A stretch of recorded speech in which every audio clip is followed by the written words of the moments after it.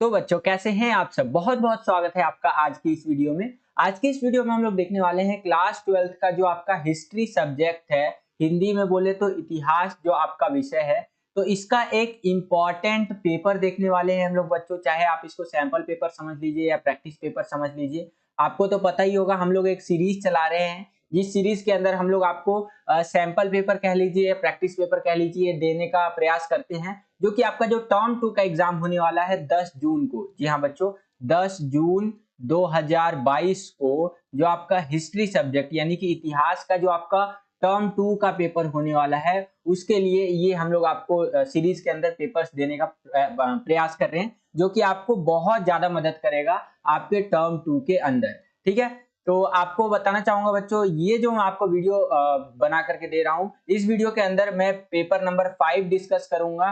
ठीक है, और इससे पहले मैंने 4 पेपर हिस्ट्री के ऑलरेडी बना रखे हैं, उनकी वीडियोस बना रखी है। तो अगर उनको नहीं देखा है तो पहले ये वाला वीडियो कंप्लीट देख लीजिए, देन इन 4 वीडियोस को भी जरूर देख लीजिएगा। 4 सैंपल पेपर बता रखा है, ये आपका टर्म 2 के अंदर बहुत ज्यादा मदद आपका करेगा बच्चों। इन 4 वीडियोस को देखने के लिए आप चैनल का डिस्क्रिप्शन बॉक्स, चैनल का कह रहा हूँ, इस वीडियो का जो डिस्क्रिप्शन बॉक्स होता है उसको खोलेंगे तो वहां पर भी आपको शो कर जाएगा। साथ ही साथ आप जो है सो कि हमारा प्लेलिस्ट वाला सेक्शन होता है, हिस्ट्री के लिए अलग से प्लेलिस्ट बना दी गई है, वहां पर भी जाकर के इन वीडियोस को देख सकते हैं। और जो चैनल का वीडियो वाला सेक्शन होता है, जिसके अंदर आपको वीडियोस दिखाई देंगी, वहां पर भी जाकर के आप इन सैंपल पेपर्स को देख सकते हैं।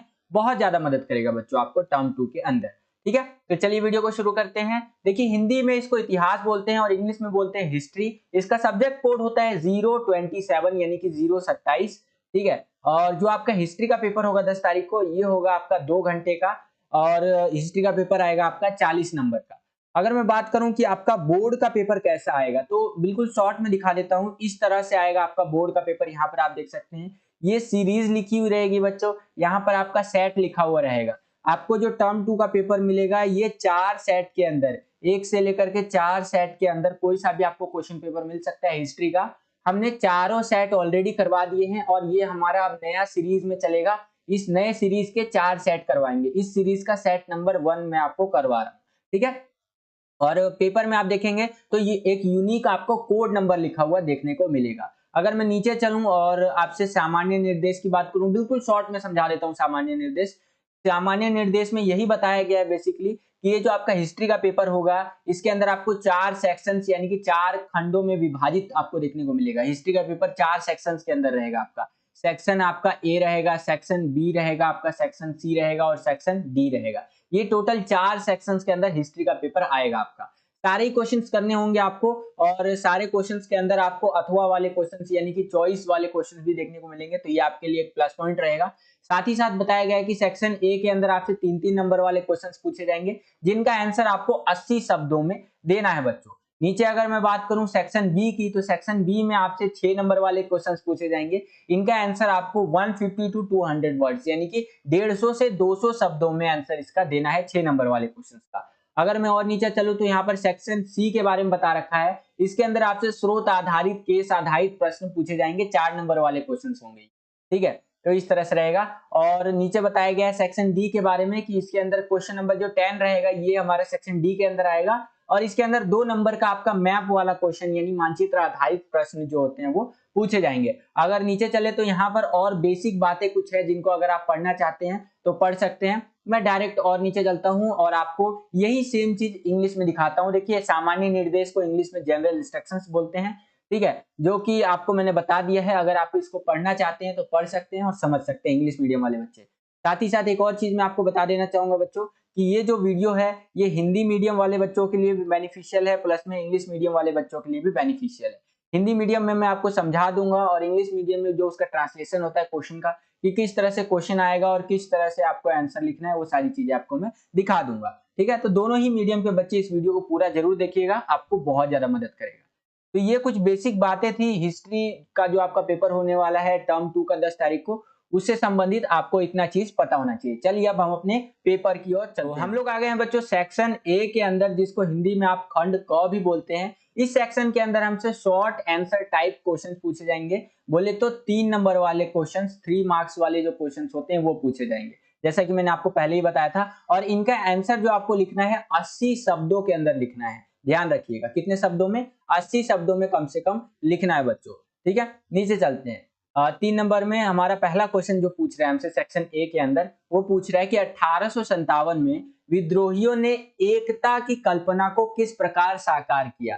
ठीक है, यानी कि जो विद्रोही थे उन्होंने किस तरह से यूनिटी दिखाई। 1857 का जो विद्रोह है उस संदर्भ में ये क्वेश्चन आपसे पूछा है बच्चों।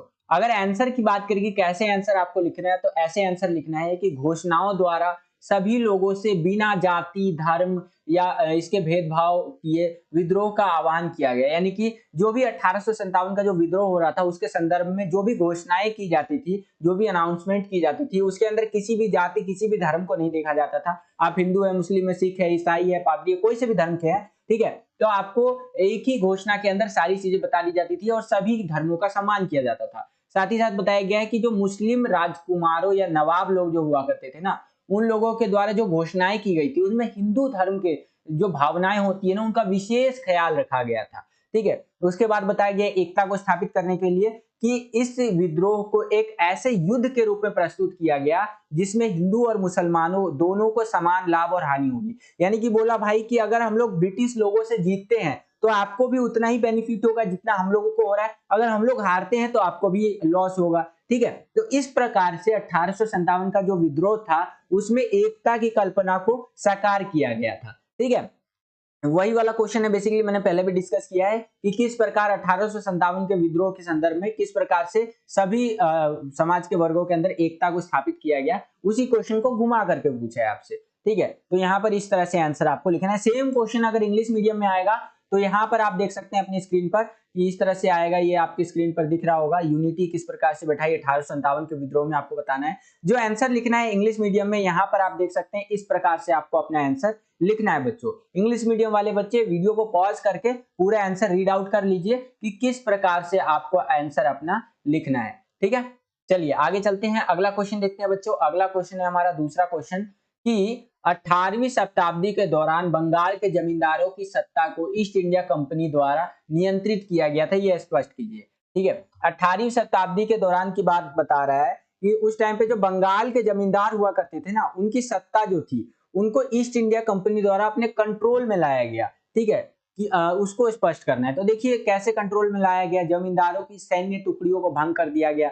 अंग्रेज लोग आए, बोले कि भाई आप लोग सेना उना नहीं रख सकते, चलिए निकलिए, ये हमारे अंडर में आएंगे। उसके बाद जमींदार लोग जो न्याय करते थे और स्थानीय पुलिस की जो व्यवस्था उनके कंट्रोल में थी, ये सारी चीजें छीन ली गई कि आप लोग न्याय व्याय नहीं करेंगे भाई, और ये जो पुलिस उलिस है ना अपने कंट्रोल में रहेगा, हम लोग लेंगे, आप निकलिए भाई इधर से। ठीक है, अगला है जमींदारों की कचहरियों को कंपनी द्वारा नियुक्त कलेक्टर की देखरेख में रखा गया। यानी कि जमींदार का जो भी कचहरी होता था जिसके अंदर न्याय किया जाता था या बातचीत की जाती थी इस तरह से, उसके अंदर अंग्रेज का एक अधिकारी होगा और वही सारी चीजें देखरेख करेगा। ठीक है, तो इस प्रकार से 18वीं शताब्दी के दौरान बंगाल के जमींदारों की सत्ता जो थी ना, उनको ईस्ट इंडिया कंपनी द्वारा नियंत्रित किया गया। आई होप कि आपको ये क्वेश्चन समझ में आ गया होगा। प्रीवियस जो क्वेश्चन मैंने क्वेश्चन पेपर कराए हैं उसके अंदर भी डिस्कस किया है ये वाला क्वेश्चन।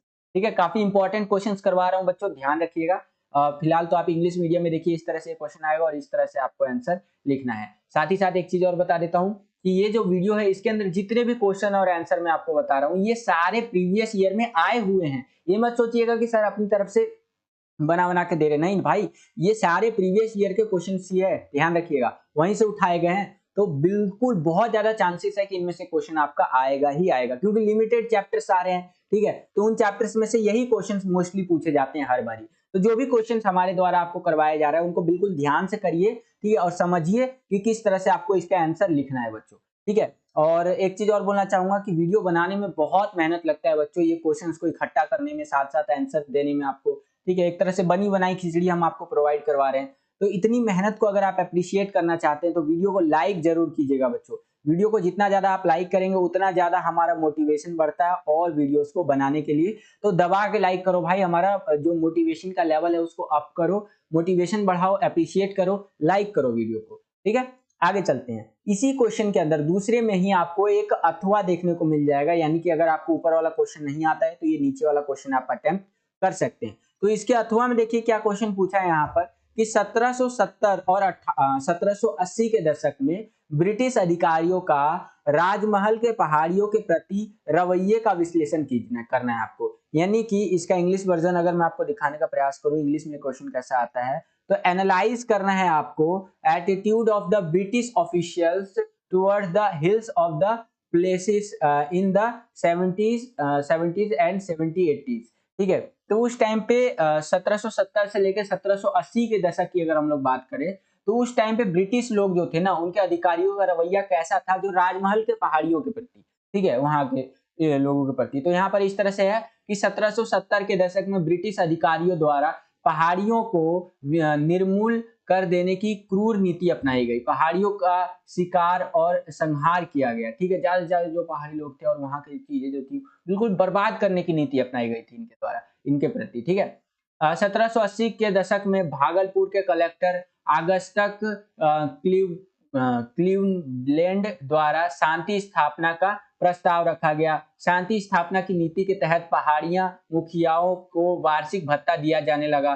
ठीक है कि भाई आप लोग शांत रहो, आपको हम लोग वार्षिक यानी कि ईयरली आपको हम लोग कुछ अमाउंट देंगे, इस अमाउंट के बदले आप लोग शांति स्थापित रखो। ठीक है, बदले में मुखिया द्वारा अपने आदमियों का चाल चलन ठीक करने की जिम्मेदारी लेना, यानी कि आदमी लोग जो थे उनका चाल चलन ठीक किया जाएगा, ये मुखिया की जिम्मेदारी रहेगी। अगला देखिए और क्या बातें बताई गई है इसी पॉइंट, इसके अगले पॉइंट में सॉरी, कि पहाड़ी मुखियाओं द्वारा वार्षिक भत्ते के बदले बस्तियों में व्यवस्था व अनुशासन बनाए रखना, यानी कि जो मुखिया लोग थे, लीडर लोग थे ना उस कबीले के या वहां के, ठीक है, राजमहल की पहाड़ियों के, तो वहां पर वो पूरा अनुशासन बनाए रखेंगे और पूरा शांति व्यवस्था बनाए रखेंगे। इसके लिए उनको ईयरली एक भत्ता मिलता था, काइंड ऑफ कुछ अमाउंट मिलता था कि भाई वो लोग कंट्रोल में रखेंगे उस जगह को। ठीक है, जैसा ब्रिटिश चाहेंगे उस हिसाब से वो लोग रखेंगे। ठीक है, तो इस तरह से आपको इसका आंसर लिखना है। 3 नंबर में क्वेश्चन पूछ सकते हैं बच्चों। सेम क्वेश्चन इंग्लिश मीडियम में इस तरह से आएगा और जो आंसर आपको लिखना है यहाँ पर आप देख सकते हैं, इस तरह से आंसर आपको लिखते हुए चलना है। 3 नंबर के क्वेश्चन में मैंने 5-5 पॉइंट देने का प्रयास किया है, तो इन 5 पॉइंट्स को नहीं लिखना है आपको, कोई भी 3 पॉइंट इसमें से आप अच्छे से एक्सप्लेन कर देंगे तो इजीली आपको 3 नंबर मिल जाएगा बच्चों। इस चीज का खास ध्यान रखिएगा। अगर नीचे चले तो नीचे यहाँ पर देखिए अगला क्वेश्चन पूछ रखा है हमसे।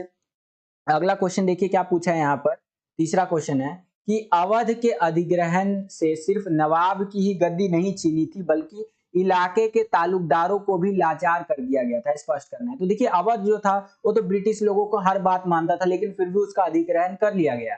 तो उसी के संदर्भ में बोल रहा है कि जो अवध का अधिग्रहण किया गया, ठीक है ना, उस टाइम पे तो उस टाइम पे नवाब की गद्दी नहीं छीनी थी, वहां का जो नवाब था अवध का नवाब, उसकी गद्दी नहीं छीनी थी, बल्कि वहां के जो तालुकदार लोग हुआ करते थे ना, वो भी लाचार हो गए थे, उनको लाचार कर दिया गया था। इस चीज को स्पष्ट करना है आपको। तो उत्तर जो आपको लिखना है कुछ इस प्रकार से लिखना है कि अवध में भू राजस्व नीति के तहत तालुकदारों की हैसियत, स्वायत्ता व सत्ता को चोट पहुंचा था। ठीक है, यानी कि जो उनका भू राजस्व नीति था कि जो भूमि के ऊपर जो टैक्स लगेगा, इस तहत जो तालुकदार होते थे उनकी हैसियत बिल्कुल डाउन हो गई, उनकी स्वायत्ता डाउन हो गई, इनको चोट लगा बहुत ज्यादा।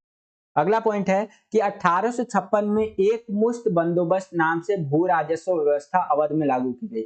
यानी कि एक मुश्त बंदोबस्त, जैसे इस्तेमरारी बंदोबस्त के आपने नाम सुना होगा, उसी तरह से एक मुश्त बंदोबस्त था, उसी ये एक नाम था। इसके तहत एक टैक्स प्रणाली कह सकते हैं, जमीन पे लगने वाला टैक्स का जो व्यवस्था होता है ना, ये अवध के अंदर लागू कर दिया गया। अब बंदोबस्त का ये जो आधार था, बेस था, उसमें क्या था, तालुकदार, बिचौलिया और उनके पास मालिकाना हक नहीं होगा। ये जो बंदोबस्त लागू किया गया, इसके तहत ये बोला गया कि जो तालुकदार होते हैं, बिचौलिए होते हैं, उनके पास जमीन का इस तरह से मालिकाना हक नहीं होगा। ठीक है, एक मुश्त बंदोबस्त के तहत तालुकदारों की उनकी पुश्तैनी जमीनों से बेदखल कर दिया गया। बोला कि भाई आपकी जो पुश्तैनी जमीन है ना, आपके अंडर में नहीं आएगा, निकल लो भाई, ये अपना हो गया, यानी कि अंग्रेजों का हो गया। अगला है तालुकदारों की सत्ता छीनने से एक पूरी सामाजिक व्यवस्था का भंग होना, यानी कि तालुकदारों की जो सत्ता उन्होंने छीन ली अंग्रेजों ने, तो क्या हुआ कि एक पूरी की पूरी जो सामाजिक व्यवस्था थी ना, वो भंग हो गई उस टाइम पे। ठीक है, तो इस तरह से 4-5 पॉइंट में एक्सप्लेन कर दिया। इनमें से कोई भी 3 पॉइंट जो आपको अच्छा से समझ में आया हो वो आप लिख सकते हैं, कोई भी 3 पॉइंट। ठीक है, सेम क्वेश्चन इंग्लिश मीडियम में कुछ इस तरह से पूछेगा, यहाँ पर आप देख सकते हैं, इस तरह से इंग्लिश मीडियम में क्वेश्चन आएगा आपका। जो आपको आंसर लिखना है वो कुछ इस प्रकार से लिखना है बच्चों, यहाँ पर आप देखते चलिए। इंग्लिश मीडियम वाले बच्चे अपना आंसर वीडियो को पॉज करके रीड आउट कर सकते हैं कि कैसे आपको आंसर लिखना है बच्चों। ठीक है, आगे चलते हैं, अगला क्वेश्चन देखते हैं बच्चों। अगला क्वेश्चन है हमारा चौथा क्वेश्चन कि बंगाल में इस्तेमरारी बंदोबस्त जब हुआ उसके बाद बहुत सी जमींदारियां क्यों नीलाम कर दी गई, 2 कारण आपको लिखने हैं। यहाँ पर 2 कारण बोल रहा है, यहाँ पे कम से कम आपको 3 कारण बताने हैं बच्चों, क्योंकि 3 नंबर का क्वेश्चन है। ठीक है, वैसे बोला है 2 लेकिन पूछेगा वैसे आपसे 3। ठीक है, आगे चलते हैं। तो बहुत सारी जमींदारी जो थी ना वो नीलाम की गई, जमींदारियां, तो वो क्यों नीलाम की गई वो आपको बताना है। तो देखिए समझिए इस चीज को। यहाँ पर ये रहा आपके सामने कि बंगाल में जमींदारी नीलाम होने के कारण क्या थे कि ईस्ट इंडिया कंपनी ने जमींदारों को राजस्व निश्चित कर दिया था। यानी कि जमींदार लोग हुआ करते थे, उनका टैक्स फिक्स कर दिया कि भाई तू जमींदार है, मान लीजिए ये रामू काका है, ये रामू काका तो नौकर होता है, चलो कोई नहीं, ये है शेर सिंह। ठीक है, ये कौन है, एक जमींदार है। इसके ऊपर अंग्रेज लोग आए, बोले कि भाई हमने टैक्स फिक्स कर दिया है, तेरे से लूंगा 100 रुपए टैक्स। कितने रुपए, 100 रुपए टैक्स लूंगा और तू मेरे को इतना देगा, चाहे सर्दी हो, बरसात हो, फसल हो ना हो, मुझे इतना चाहिए। ठीक है, तो एक ये कारण था कि जमींदारी नीलाम की गई। दूसरा है राजस्व की प्रारंभिक मांग काफी अधिक थी, यानी कि 100 रुपया फिक्स तो कर दिया लेकिन ये बहुत ज्यादा हाई था। वो लोग जहां 60-70 रुपया दिया करते थे जमींदार लोग, उनसे सीधा बोलेंगे कि भाई डायरेक्टली तू मेरे को स्टार्टिंग में 100 रुपया दे, तो कैसे देगा वो, तो इसीलिए जमींदारी नीलाम हो गई थी। उसके बाद अगला है कृषि में मंदी के कारण जमींदार राजस्व संग्रह नहीं कर सकते थे। यानी कि कृषि जो था ना उस टाइम पे, उसके अंदर मंदी आ गई थी, जितना फसल वो उगा रहे थे उतने का उससे ज्यादा तो लोग टैक्स मांग रहे थे, तो टैक्स कहाँ से देंगे, तो एक ये कारण भी लिख सकते हैं। अगला आप सूर्यास्त विधि के कारण भी लिख सकते हैं। अब कंपनी ने कलेक्टर द्वारा जमींदारों के अधिकार को कम कर दिया था, ये भी एक कारण था कि बंगाल में जमींदारी नीलाम हो गया। ठीक है, या नीलाम किया गया। तो ये सारे ही पॉइंट्स है, करीबन आपका 4-5 पॉइंट है। ठीक है, इस तरह से यहाँ पर दिया हुआ है और इसमें से जो भी आपको 3 सही से अच्छा लगता है वो आप लिख करके आ जाइएगा। सही से अच्छा क्या है, 3 पॉइंट कोई से भी लिख दीजिएगा, सही से एक्सप्लेन कर दीजिएगा, इजीली आपको मिल जाएगा नंबर। क्वेश्चन इंग्लिश मीडियम में इस तरह से आएगा यही वाला, और जो आपको आंसर देते हुए चलना है वो कुछ इस प्रकार से आंसर देना है बच्चों। ठीक है, नीचे चलता हूं, इस तरह से आंसर आपको अपना लिखना है, यहाँ पर आप देख भी सकते हैं। आगे चलते हैं। अब हम लोग आ गए हैं सेक्शन बी के अंदर, जिसको हिंदी में आप खंड ख भी बोलते हैं, जिसके अंदर हमसे लॉन्ग आंसर टाइप क्वेश्चंस पूछे जाएंगे। अर्थात जो 6 नंबर वाले क्वेश्चंस होते हैं, 6 मार्क्स वाले जो क्वेश्चंस होते हैं, ये पूछे जाएंगे बच्चों। ठीक है, तो चलिए समझते हैं 6-6 नंबर वाले क्वेश्चंस कैसे पूछ रखा है हमसे। काफी इंपॉर्टेंट है, ध्यान से समझिए कि गांधी जी ने भारतीय राष्ट्रीय आंदोलन का स्वरूप एक जन आंदोलन में किस प्रकार बदल दिया। ठीक है, तो गांधी जी जब आए तो भारत के अंदर जो राष्ट्रीय आंदोलन होते थे तो उसका स्वरूप कैसे एक जन आंदोलन के अंदर बदल दिया कि सारे लोग उसके अंदर मिलकर के काम करें। ठीक है, तो ध्यान से समझिए कि कैसे उन्होंने इसका स्वरूप बदला। तो अगर मैं बात करूं स्वरूप बदलने की, तो गांधी जी की भाषा और सादर ने उन्हें जनता से जुड़ने में मदद की। यानी कि गांधी जी की जो भाषा थी बिल्कुल आम भाषा थी, बोली चाली की भाषा, इससे क्या होता है कि उस टाइम के जो लोग थे ना वो गांधी जी से जुड़ते चले गए। ठीक है, अब जैसे आज के टाइम पे आप मान लीजिए किसी भी इलाके से हो, ठीक है, मोस्टली मैं दिल्ली की बात करता हूँ, दिल्ली में कोई एक ऐसा आदमी आ जाए जो संस्कृत बोलता हो, बिल्कुल प्योर संस्कृत बोल रहा हो, ठीक है, तो आप क्या बोलेंगे, अरे यार ये कहाँ से आ गया है। ठीक है, लेकिन कोई ऐसा बंदा है जो कि आपका दिल्ली वाला भाषा भी थोड़ा थोड़ा बोले, हरियाणवी भी बोले, आपका इंग्लिश भी मिक्सचर बोले, मतलब मिक्सचर भाषा बोले कि भाई क्या कर रहा है इस तरह से, तो आप उसको क्या बोलेंगे, हाँ ये अपने टाइप का बंदा है। तो उसी तरह से जो अंग्रेज लोग हुआ करते थे ना, गांधी जी उनको अपने जो वहां भारत की जनता थी ना वो उनको अपना नहीं मानते थे अंग्रेज लोगों को, लेकिन गांधी जी जो थे ना उनकी भाषा इतनी सही थी, सरल थी और सादगी से इतना रहते थे कि लोग उनसे जुड़ते चले गए। उनकी पोशाक और उनकी जीवन शैली में भी आम लोगों के साथ सहानुभूति और पहचान बनाई। यानी कि उनकी जो पोशाक थी बिल्कुल सादा धोती कपड़ा पहनकर चलते थे, धोती कुर्ता सॉरी। ठीक है, तो सभी लोगों से वो जोड़ते चले गए और गांधी जी ने 3 जन आंदोलन करे जिसमें व्यापक रूप से सभी वर्गों ने भागीदारी दी। उन्होंने उनके आह्वान पर सॉरी छात्रों ने सरकार द्वारा संचालित स्कूलों में जाना बंद कर दिया, कॉलेजों में जाना बंद कर दिया, वकीलों ने अदालत छोड़ दी, हिंदू मुस्लिम एकता पर बल देते हुए उन्होंने खिलाफत आंदोलन को भी जोड़ लिया।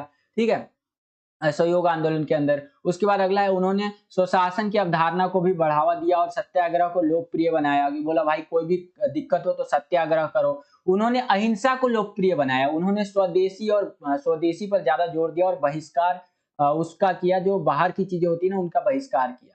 ठीक है, स्वदेशी अपनाओ, बाहर की चीजों का बहिष्कार करो, इस तरह से ये है। तो इस तरह से ये 6 नंबर का क्वेश्चन था और इसके अंदर आपको बताना था कि महात्मा गांधी ने कैसे भारतीय राष्ट्रीय आंदोलन का स्वरूप एक जन आंदोलन में किस प्रकार बदल दिया। तो इस तरह से करीबन 8 से 9 पॉइंट मैंने आपको एक्सप्लेन किए हैं, इसमें से कोई सा भी 6 पॉइंट का आपको आंसर लिख देना है तो आपको इजीली 6 नंबर मिल जाएगा। सेम क्वेश्चन इंग्लिश मीडियम में इस तरह से आया है बच्चों, आप यहाँ पर देख सकते हैं कि how did Gandhi change the nature of the Indian national movement into a mass movement. तो आंसर आपको कुछ इस प्रकार से लिखना है, यहाँ पर आप देख ही सकते हैं, इस तरह से आंसर आपको लिखते हुए चलना है बच्चों। ये आप अपनी स्क्रीन पर देख सकते हैं। इंग्लिश मीडियम वाले बच्चे वीडियो को पॉज करके अपने आंसर रीड आउट कर सकते हैं। आगे चलते हैं, अगला क्वेश्चन देखते हैं कि क्वेश्चन पूछ रहा है कि दिसंबर 1929 में कांग्रेस के लाहौर अधिवेशन के महत्व को स्पष्ट कीजिए और 26 जनवरी 1930 को स्वतंत्रता दिवस मनाने के लिए गांधी जी द्वारा दिए गए निर्देशों का उल्लेख कीजिए। देखिए इसमें दो क्वेश्चन को जोड़ करके एक क्वेश्चन पूछा है आपसे 6 नंबर का। इसमें अगर हम बात करें कांग्रेस का जो लाहौर अधिवेशन हुआ था तो उसके बारे में मैंने आपको पहले ही बताया था कि ये दिसंबर 1929 में कांग्रेस का लाहौर अधिवेशन लाहौर में हुआ था, जो कि वर्तमान समय पर पाकिस्तान में है। जवाहरलाल नेहरू को यहाँ के अधिवेशन के अध्यक्ष चुने गए थे। ये युवा पीढ़ी के इंस्पिरेशन थे, ठीक है। अधिवेशन में पूर्ण स्वराज की मांग की गई थी कि भाई हमें पूरा इंडिपेंडेंस चाहिए, सारी शक्तियां हमारे पास होनी चाहिए। अब गांधी जी वाली बात रही तो 26 जनवरी 1930 को विभिन्न स्थानों पर राष्ट्रीय ध्वज फहराकर और देशभक्ति के गीत गाकर स्वतंत्रता दिवस मनाना चाहिए। गांधी जी के अकॉर्डिंग ये बातें हैं, ठीक है। अगला है कि गांधी जी के अनुसार स्वतंत्रता दिवस की उद्घोषणा सभी गांवों में करनी चाहिए, सारे शहर में, पूरे देश में एक ही साथ स्वतंत्रता दिवस मनाना चाहिए। समारोह की शुरुआत जो राष्ट्रीय ध्वज फहरा कर की जानी चाहिए और देशभक्ति गीत गाए जाने चाहिए। तो इस तरह से ये बातें आप लिख सकते हैं कि गांधी जी किस तरह से चीजें चाहते थे, ठीक है। तो ये आपका 6 नंबर का क्वेश्चन हमारा कंप्लीट हो जाता है बच्चों। तो आई होप कि इतना आपको समझ में आया होगा। आगे चलते हैं, अगला क्वेश्चन देखने का प्रयास करते हैं। फिलहाल पहले इसी क्वेश्चन को इंग्लिश मीडियम में देख लीजिए एक बारी। इंग्लिश मीडियम में इस तरह से क्वेश्चन पूछेगा, ये आप अपनी स्क्रीन पर देख सकते हैं, और जो आंसर आपको लिखना है वो कुछ इस प्रकार से आंसर लिखते हुए चलना है। सेम क्वेश्चन का 6 नंबर में अगर पूछता है तो इसी प्रकार से आंसर लिखना है आपको, यहाँ पर आप देख सकते हैं बच्चों, ठीक है। इस तरह से इंग्लिश मीडियम वाले बच्चे वीडियो को पॉज करके अपना आंसर पढ़ सकते हैं। आगे चलते हैं, इसी में अथवा में एक और क्वेश्चन पूछ लिया है कि अगर आपको ऊपर वाला क्वेश्चन नहीं आता है तो नीचे वाला क्वेश्चन आप अटेम्प्ट कर सकते हैं। तो इसके अथवा में देखिए क्या क्वेश्चन पूछा है, ध्यान से समझने का प्रयास करते हैं। इसके अथवा में क्वेश्चन पूछा है कि अबुल फजल द्वारा अकबर के सुलह कुल के आदर्शों को प्रबुद्ध शासन का आधार बताने का औचित्य सिद्ध कीजिए आप। यानी कि अकबर का जो सुलह कुल की नीति थी उसके बारे में आपको बताना है। मैंने ये वाला क्वेश्चन पहले से एक्सप्लेन कर रखा है प्रीवियस वीडियो में, तो उसमें आप देख सकते हैं बहुत सारी चीजें हैं कि सभी धर्मों का सम्मान किया जाएगा, ठीक है, तीर्थ कर, जजिया कर, ये सब समाप्त किया गया, सारे धर्मों को एक साथ लाने का प्रयास किया गया। बाकी आप रीड आउट कर सकते हैं कि कैसे आंसर लिखना है आपको 6 नंबर में। करीबन 8 पॉइंट में इसका आंसर मैंने आपको बता रखा है यहाँ पर, ठीक है। कोई 8 में से आपको 6 पॉइंट एक्सप्लेन कर देना है, इजीली आपको 6 नंबर मिल जाएगा। आगे चलते हैं, सेम क्वेश्चन इंग्लिश मीडियम में कुछ इस तरह से पूछेगा बच्चों, और जो आंसर आपको लिखना है वो कुछ इस प्रकार से लिखना है, ये आप अपनी स्क्रीन पर देख सकते हैं बच्चों, ठीक है। यहाँ पर आप देखिए इस तरह से आंसर आपको लिखते हुए चलना है। इंग्लिश मीडियम वाले बच्चे अपना वीडियो को पॉज करके आंसर देख लीजिए। आगे चलते हैं, अगला क्वेश्चन देखते हैं। अगला क्वेश्चन है 7वां क्वेश्चन की मुगल शासकों को शक्ति सीधे ईश्वर से मिलती थी, देवीय प्रकाश के सिद्धांत को स्पष्ट करते हुए इस कथन की आपको पुष्टि करनी है। यानी कि जो मुगल शासक हुआ करते थे उनको जो पावर मिलती थी ना, वो डायरेक्ट किससे मिलती थी, वो देवीय प्रकाश से मिलती थी, ईश्वर से मिलती थी सीधा, ठीक है।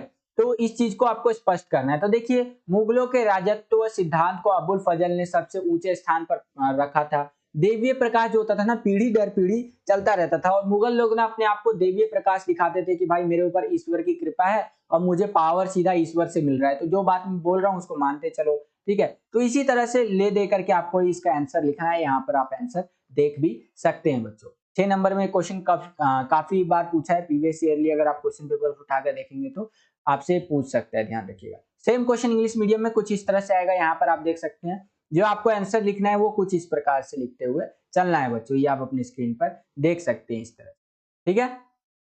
नीचे चलते हैं, अब इसी के अथवा में एक और क्वेश्चन पूछ लिया आपको, यहाँ पर आप देख सकते हैं चॉइस दे दिया है कि अगर आपको ऊपर वाला क्वेश्चन नहीं आता तो नीचे वाला क्वेश्चन अटेम्प्ट कर सकते हैं।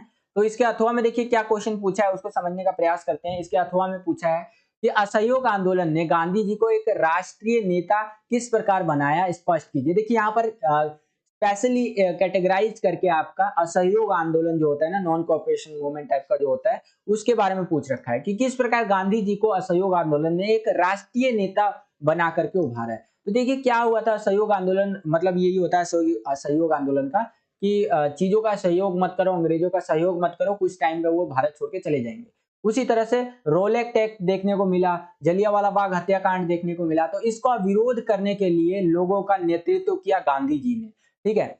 उन्होंने राष्ट्रीय संदेश देने में मातृभाषा का उपयोग किया, ना कि अंग्रेजी का प्रयोग किया। उन्होंने जो भी संदेश दिए उनका हिंदी में दिया या जो मातृभाषा थी उस टाइम पे उसका उस भाषा में दिया।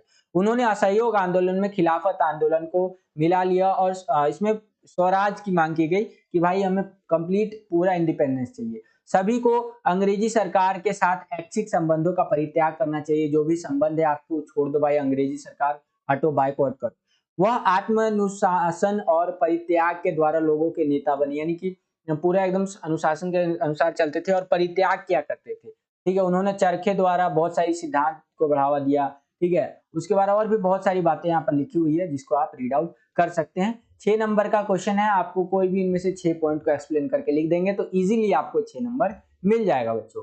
आगे चलते हैं, यही क्वेश्चन इंग्लिश मीडियम में आएगा तो कुछ इस तरह से पूछेगा। यहाँ पर आप देख सकते हैं, what did the non cooperation movement make Gandhi national leader, explain करना है आपको। तो आंसर आपको कुछ इस तरह से लिखते हुए चलना है। यहाँ पर आप देख सकते हैं बच्चों इस तरह से। ठीक है, यहाँ आप देख सकते हैं इंग्लिश मीडियम वाले बच्चे अपना वीडियो पॉज करके आंसर देख लीजिए। आगे चलते हैं बच्चों, अब हम लोग आ गए हैं सेक्शन सी के अंदर, जिसको हिंदी में आप खंड ग भी बोलते हैं। सोर्स बेस्ड क्वेश्चन यानी स्रोत आधारित प्रश्न बच्चों इसमें पूछे जाएंगे हमसे। 4-4 नंबर वाले क्वेश्चन होंगे। तो 8वां क्वेश्चन है कि वही स्रोत पढ़ करके आपको आंसर देना है। ये जो स्रोत है आपको इसको रीड करना चाहते हैं तो कर लीजिए, मैं डायरेक्ट क्वेश्चन आंसर्स की तरफ चलूंगा। ये राजा की वेदना यानी कि जो उसका पेन है, राजा का पेन, उसके ऊपर ये स्रोत दिया हुआ है, पूरा सोर्स दिया हुआ है। इसको वीडियो को पॉज करके अगर आप पढ़ना चाहते हैं तो पढ़ लीजिए। क्वेश्चन आंसर्स पे चलते हैं हम लोग। ठीक है, तो इसी स्रोत से पहला क्वेश्चन पूछा गया 8.1 में कि देवानापिय प्रियदर्शी किसके लिए प्रयोग किया गया है? तो अशोक मौर्य के लिए प्रयोग किया गया है। ठीक है, ये कुछ स्रोत इसी टाइप से आएगा, आपका ध्यान रखिएगा। अभिलेख के महत्व का उल्लेख करना है आपको। तो सम्राट की नीतियों और विचारों की जानकारी प्राप्त होना अभिलेखों से, राजनीतिक, आर्थिक, धार्मिक, सांस्कृतिक, इतिहास के स्रोत हमें अभिलेखों से ही मिलते हैं। ठीक है, जो भी मुगल काल में जो भी किताबें हुआ करती थी उसको अभिलेख कहते हैं, हाथ से लिखी हुई किताबों को। आगे अशोक पर कलिंग के युद्ध के पड़े प्रभाव का आपको व्याख्या करना है तो कुछ इस प्रकार से आप लिख सकते हैं बच्चों। आगे चलते हैं, सेम क्वेश्चन अगर आपका इंग्लिश मीडियम में आएगा तो कुछ इस तरह से आएगा। यहाँ पर आप देख सकते हैं किंग्स पेन करके ये सोर्स है हमारा। यहाँ पर आप देखिए 8वां क्वेश्चन, और जो आपको आंसर लिखना है वो कुछ इस प्रकार से लिखना है बच्चों। ये जो आपका क्वेश्चन है ये 1 नंबर का क्वेश्चन है। यहाँ पर आप देख सकते हैं ये 1 नंबर का क्वेश्चन है इस तरह से, और 8.2 भी 1 नंबर का है। 8.3 जो होगा हमारा ये 2 नंबर का होगा। यहाँ पर आप देख लीजिए। ठीक है, 8.3 जो है हमारा ये 2 नंबर का रहेगा हमारा, ये ध्यान रखिएगा। इसी तरह से 9वां क्वेश्चन भी देख लेते हैं एक बारी। 9वां क्वेश्चन भी सोर्स बेस्ड है आपका, स्रोत आधारित प्रश्न है। चमत्कारित व अविश्वसनीय, यहाँ पर ये वाला सोर्स है, गांधी जी से रिलेटेड यहाँ पर सोर्स है कि कैसे गांधी जी को मतलब अफवाहें वगैरह फैल रही थी उस टाइम पे। आप पढ़ना चाहें तो पढ़ लीजिए, मैं डायरेक्ट क्वेश्चन आंसर्स की तरफ चलूंगा। देखिए क्या क्या अफवाह फैल रही थी यहाँ पर आप देख भी सकते हैं। ठीक है, आगे चलते हैं। स्रोत देखिए, स्रोत से आधारित जो क्वेश्चन पूछा गया है इसको समझने का प्रयास करते हैं। 1 नंबर का एक क्वेश्चन है कि आपके अनुसार गांधी जी के बारे में अफवाहें से क्या पता चलता है? जो अफवाह फैल रही थी गांधी जी के बारे में उससे क्या पता चलता है?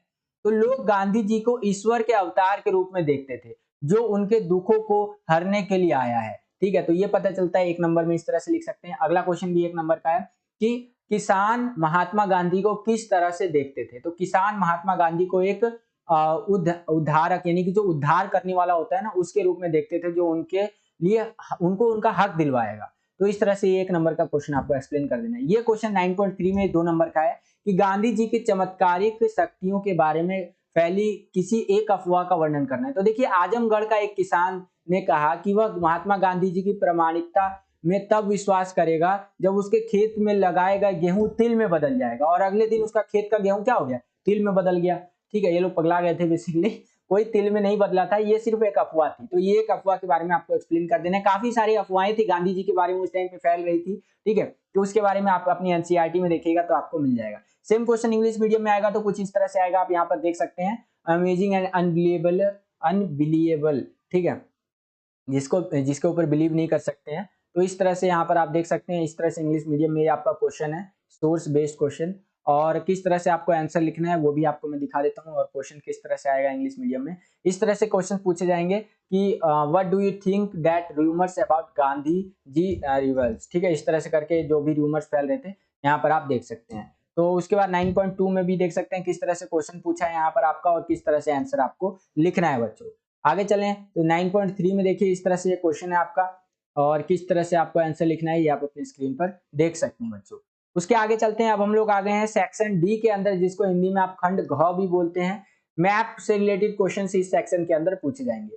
तो देखिए क्या क्वेश्चन पूछ रहा है। एक 2 नंबर का सेक्शन है, ये 2 नंबर के क्वेश्चन मैप वाले आएंगे आपके। तो 10वां क्वेश्चन है हमारा मैप से रिलेटेड। 10वें का पहला जो है कि 1857 के विद्रोह की शुरुआत कहां से हुई थी? तो मेरठ से हुई थी। Where did the revolt of 1857 begin? Meerut. तो मेरठ आपको लोकेट करना है इंडिया के मैप के अंदर। तो ये आपके सामने इंडिया का नक्शा है, इसके अंदर काफी सारे लोकेशन लोकेट किए हुए हैं, उनको भूल जाइए। और अगर आप देख पा रहे होंगे तो आपको मेरठ यहाँ पर देखने को मिल जाएगा। तो ये जो हमारा पहला क्वेश्चन था, इसका आंसर इस तरह से आपको लोकेट करना है। ठीक है, उसके बाद आगे चले तो अगला क्वेश्चन इसी के अथवा में क्वेश्चन पूछ लिया कि अगर आपको ऊपर वाला क्वेश्चन नहीं आता तो नीचे वाला क्वेश्चन आप कर सकते हैं। इसके अथवा में देखिए क्या क्वेश्चन पूछा है कि 1857 के विद्रोह का एक प्रमुख केंद्र तो लखनऊ था। ठीक है, यही क्वेश्चन इंग्लिश मीडियम में आएगा। तो a major centre of the revolt of 1857 तो लखनऊ। ठीक है, एक पूछा है तो एक लखनऊ बता दिया, बाकी काफी सारे हैं। यहाँ पर अगर आप देख पा रहे होंगे तो लखनऊ यहाँ पर आ जाएगा आपका। तो दूसरा जो होगा हमारा ये लखनऊ होगा। बाकी ये जो भी लोकेशन देख रहे हैं 1857 के विद्रोह के प्रमुख केंद्र ही हैं ये सारे। ठीक है, तो ये हो गया आपका। उसके बाद आगे चलते हैं। बी में देखिए एक और क्वेश्चन पूछा है आपसे, ये थोड़ा सा अलग है कि 10वें का बी है कि भारत के दिए गए इस राजनीतिक मानचित्र पर भारतीय राष्ट्रीय आंदोलन से संबंधित एक स्थल ए अंकित किया गया, इसे पहचानिए और इस स्थल का नाम उसके पास खींची गई रेखा पर पास लिखना है। तो बंबई है। मैंने प्रीवियसली वीडियोस जो बनाए हैं उसके अंदर भी मैंने आपको बताया कि इंग्लिश मीडियम में इस तरह से क्वेश्चन आंसर आपको बॉम्बे लिख देना है, जो कि इधर साइड में आपका आएगा बच्चों। ठीक है, तो ये हमारा जो हिस्ट्री का सैंपल पेपर नंबर 5 था ये कंप्लीट होता है। आई होप कि आपको ये वीडियो पसंद आया होगा बच्चों। अगर आपको ये वीडियो पसंद आया तो लाइक कीजिए इस वीडियो को और हमारा मोटिवेशन बढ़ाइए और वीडियोस को बनाने के लिए। अगर आप हमारे चैनल पर नए आ गए और हमारे चैनल को सब्सक्राइब नहीं किया है तो लाल कलर का बटन दबा के चैनल को सब्सक्राइब कर लीजिए। बगल में आपको इस तरह का एक बेल का आइकन देखने को मिलेगा, इसको प्रेस करके ऑल पे क्लिक कर लेना है, जिससे हम जो भी नई वीडियोस डालेंगे आपका टर्म 2 की तैयारी जो करवाएंगे आपको, उसका नोटिफिकेशन सबसे पहले आपके फोन पे आ जाएगा, ताकि आपकी टर्म 2 की तैयारी और भी अच्छी तरीके से हो सके। आज के लिए इतना ही बच्चों, मिलता हूं आपसे अगली एक्साइटिंग वीडियो में। तब तक के लिए खुश रहिए, खुश रखिए सभी को। जय हिंद, वंदे मातरम।